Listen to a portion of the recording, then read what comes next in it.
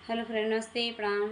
रिन यादव के चैनल पे जितने हमारे भाई बहन हैं सबको बहुत बहुत स्वागत है। मैं आप सब बीच में एक सोहर गीत लेके आई हूँ। मेरा गीत पसंद आए तो लाइक सब्सक्राइब शेयर जरूर करना, अपना आशीर्वाद दुलार जरूर देना, कमेंट बॉक्स में जरूर लिखना मेरा गीत कैसे लगा। हे मोरी बहिनी रानी ककेई मंगई मंगाना हो राजा दशर से हो राजा दशर से मंगाना पूरा हो मंगाना पूरा नी हो।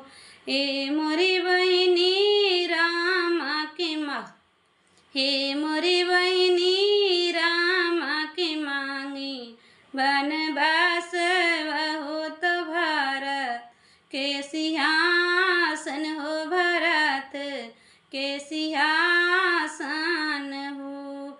ए मोरी बहिनी रामा के भैले बनवास हो लई छी मन दासी हो लई छी मरवान दासिनी हो। हे मोरी बहिनी संग भाई हिनी सीता हो तो ओ तीनों जाने बान गईल, तीनों जाने बान गईल हो। हे मोरी बहिनी रुवत निकली रन कौशीला हो तो बाना बीच ठाड़ भाई, बाना बीच ठाड़ भाई हो। हे मोरे बाना कोयलिया हो तो का हम आशीष हो तो का हम आशीष हो। हे मोरे बाना का कोयलिया हो दुलरुआ मोर देख हो, दुलरुआ मोर देख हो किधर ओरिया गायन हो। तुही मोरी मैया आसे माइया हो, तुहिनी मोरी माता हो, तुहिनी मोरी माता हो। मोरी माता तोरा दुलरुआ हम देखे हो बाना ओरिया हो, बाना ओरिया हो। हे मोरी बाना के कोयलिया हो तो युगी युगी बाड़ा हो आकाशे उल बोला हो, आकाशे उड़ बोला हो।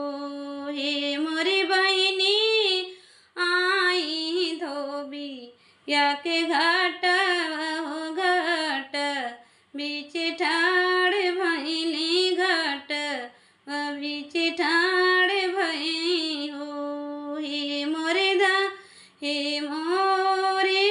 धोबिया का बेटा हुआ हो तो का हम आशीष हो तो का हम आशीष हो। ए मोरे भैया हमारे दुलरुआ तू देखा हो के मुँह ओरिया गईले हो किधर ओरिया गईले हो। हे मोरी मैया तुही मोरी माई या से माइया हो, तुहिनी मोरी माता हो, तुहिनी मोरी माता हो। हे मोरी माता तुहरे दुलरुआ हम देखी हो पूर्व ओरिया गईले हो, पूर्व ओरिया गईले हो। हे मोरी माता राम के धोई हम चरनिया हो लई छी मन रुमालिया हो लई छी मन रुमालिया हो। हे मोरी माता सीता का धोई हम चुनारिया जाने बान गईले तीनों जाने बान गईले हो। हे मोर